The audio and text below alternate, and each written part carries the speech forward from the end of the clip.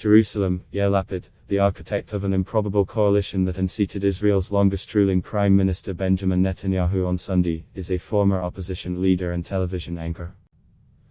When Lapid founded his centrist Unseated, There Is a Future party in 2012, some dismissed him as the latest in a series of media stars seeking to transform his celebrity status into political success. But his fiercely secularist party finished second with 17 seats in March elections, Israel's fourth inconclusive national vote in less than 2 years. He was mandated last month to form a government after the Prime Minister, Benjamin Netanyahu, failed in his own efforts to build a post-election coalition. And after pulling off what many had thought was impossible, cobbling together a coalition of bitter ideological rivals, ranging from right-wing religious nationalists to conservative Muslim Arab lawmakers, Lapid's bloc was approved by the Knesset on Sunday. That achievement was all the more remarkable given recent intercommunal clashes between Jewish and Arab citizens, sparked by the latest conflict between Israel and Hamas, the Islamist group that controls the Palestinian enclave of Gaza.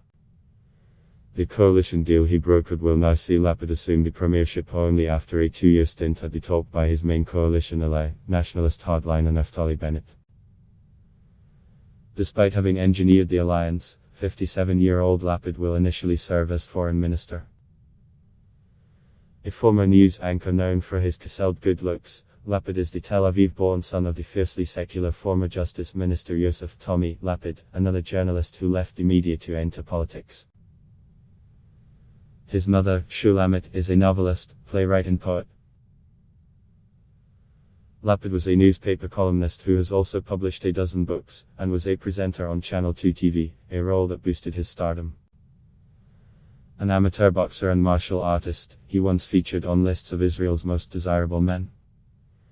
Unseated had claimed a surprising 19 seats in Israel's 120-member parliament back in 2013 polls, establishing it as a credible force in politics. The party joined the centrist Blue and White Alliance formed in 2019 under the leadership of former military chief Benny Gantz. Blue and White then battled Netanyahu's right-wing Likud in 3 elections in less than a year.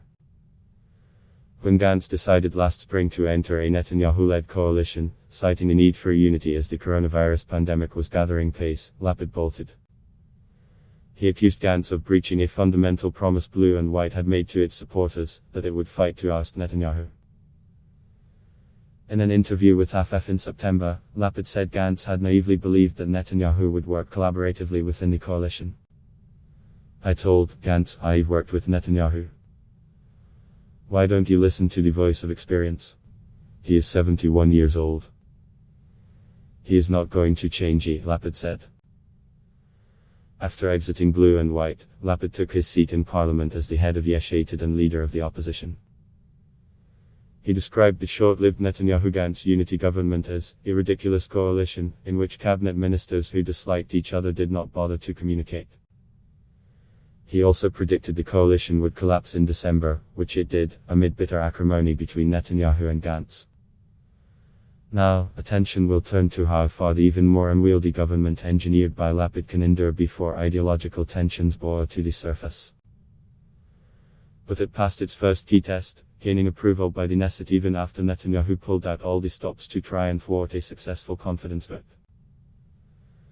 And while he's the master behind the arrangement, Lapid has kept a low profile, presenting an even-keeled image of a man who aims to unite Israel.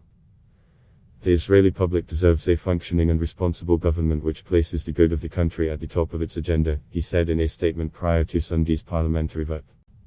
Ad block test. Why?